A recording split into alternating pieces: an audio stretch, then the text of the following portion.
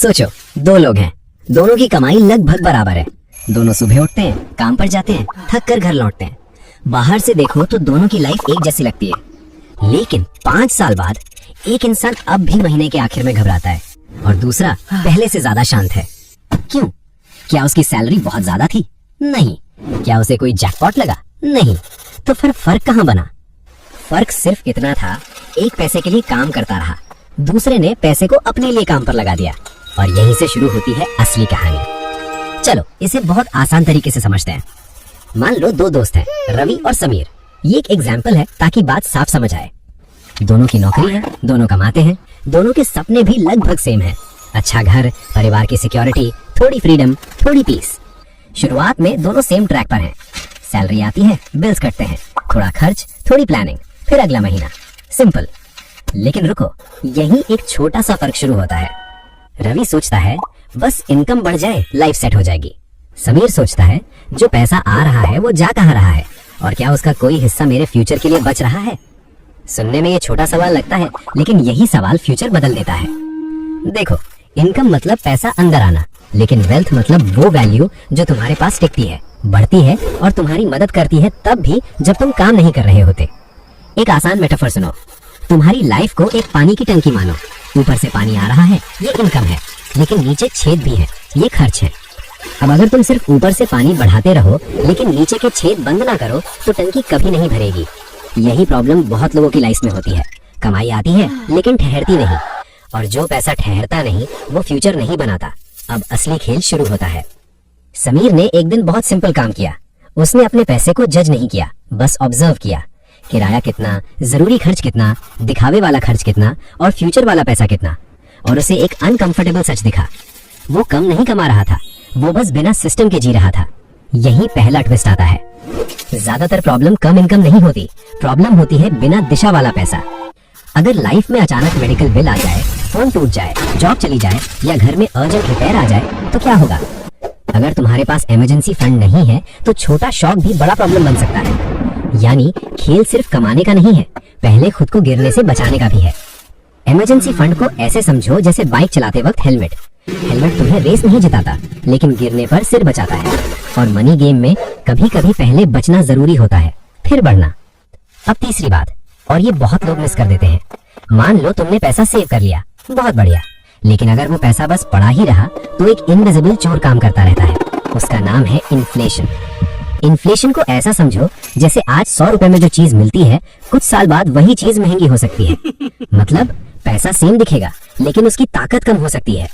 इसे ऐसे समझो जैसे तुम्हारे चॉकलेट बॉक्स में चॉकलेट्स अपने आप कम नहीं हुई, लेकिन हर चॉकलेट छोटी होती चली गई। यानी सिर्फ पैसा रखना काफी नहीं, उसे समझदारी से ग्रो भी करना पड़ता है। अब आता है सबसे पावरफुल आइडिया। वेल्थ दौड़ कर नहीं बनती, वेल्थ उगती है, पेड़ की तरह।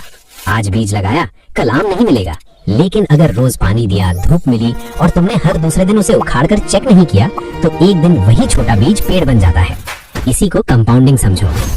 पैसा सिर्फ तुम्हारे ओरिजिनल पैसे पर नहीं बढ़ता, बल्कि उस ग्रोथ पर भी बढ़ता है जो पहले हो चुकी है। मतलब पहले पैसा काम करता है, फिर उसके काम का भी काम करता है। यही रीजन है कि स्लो स्टार्ट भी पावरफुल हो सकता है। लेकिन रुको, यहाँ एक और गलती होती है। कुछ लोग ये सुनते ही सोचते हैं ठीक है, सारा पैसा कहीं भी इन्वेस्ट कर दो। नहीं, यही समझदारी चाहिए। हर बीज हर मिट्टी में नहीं उगता, हर इन्वेस्टमेंट हर इंसान के लिए सही नहीं होती। तुम्हारा गोल क्या है, तुम्हें पैसा कब चाहिए, तुम रिस्क कितना सह सकते हो, ये सब मैटर करता है। और एक और गोल्डन रूल है, सारे अंडे एक ही टोकरी में मत रखो, यानी डाइवर्सिफिकेशन। अगर सारा पैसा एक ही जगह है और वही जगह हिल गई तो पूरा बैलेंस हिल सकता है।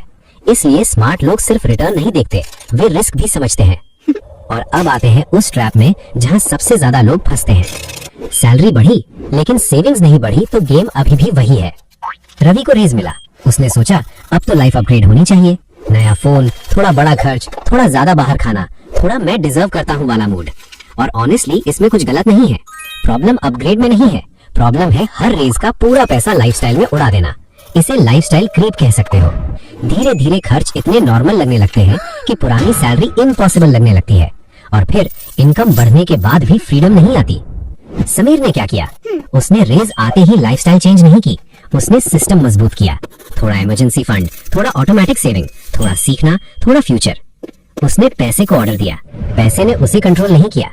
अब 5 साल बाद सीन देखो, रवि अब भी बिजी है, काफी मेहनती भी है, लेकिन अंदर से टायर्ड है। क्यों? क्योंकि उसकी पूरी मशीन सिर्फ एक चीज पर चलती है, नेक्स्ट सैलरी। अगर सैलरी लेट हुई टेंशन, अगर एक्स्ट्रा खर्च आया डबल टेंशन। अब समीर को देखो, वो कोई मूवी वाला रिच हीरो नहीं बना, उसके पास प्राइवेट जेट नहीं है, लेकिन उसके पास कुछ और है जो उससे भी पावरफुल है। मार्जिन, ब्रीदिंग स्पेस और कंट्रोल, यही वेल्थ का पहला असली रूप है। वेल्थ का मतलब हमेशा करोड़पति होना नहीं होता। कई बार वेल्थ का मतलब होता है महीने के आखिर से डर ना लगना, अचानक बिल आने पर पैनिक ना होना, हर डिसीजन सिर्फ इमीडिएट प्रेशर में ना लेना, और सबसे बड़ा, अपने फ्यूचर को एक्सीडेंट पर न छोड़ना। वेल्थ चमकती कम है, सहारा ज्यादा देती है, और यही क्लाइमैक्स है। गेम किसी एक बड़े मूव से नहीं जीती जाती, ना किसी सीक्रेट ट्रिक से, ना ओवरनाइट सक्सेस से। गेम जीती जाती है छोटे, बोरिंग लगने वाले, रिपीट होने वाले अच्छे फैसलों से। खर्च को देखना, कुछ कैश बचाना, पैसे को ग्रो करना, रिस्क समझना, और हर बार खुद से पूछना, क्या मैं आज सिर्फ अमीर दिख रहा हूँ या सच में स्ट्रॉन्ग बन रहा हूँ? यही सवाल दिशा बदल देता है। तो बॉटम लाइन क्या है? इनकम तुम्हें चलाती है, वेल्थ तुम्हें संभालती है। इनकम से घर चलता है, वेल्थ से फ्यूचर बनता है। इनकम एक्टिव होती है, वेल्थ प्रोटेक्टिव भी होती है, प्रोडक्टिव भी होती है। और अगर तुम आज से शुरू करना चाहते हो तो बहुत बड़ा स्टेप नहीं चाहिए, बस ये 4 छोटे काम करो। स्टेप 1, 1 महीने तक पैसा कहाँ जा रहा है लिखो। स्टेप 2, छोटा सा इमरजेंसी फंड बनाना शुरू करो। स्टेप 3, जो भी पॉसिबल हो थोड़ा पैसा ऑटोमेटिकली सेव या इन्वेस्ट करो। स्टेप 4, अपनी स्किल पर इन्वेस्ट करो, क्योंकि बेस्ट एसेट अक्सर तुम खुद होते हो। बस याद रखना, पेड़ एक दिन में नहीं बनता, लेकिन अगर बीज ही ना लगाया जाए तो पेड़ कभी नहीं बनता। तो सवाल ये नहीं है कि तुम कितना कमाते हो, सवाल ये है कि तुम अपने पैसे को बिना सोचे बहने देते हो या प्यार से, समझदारी से फ्यूचर की तरफ मोड़ते हो।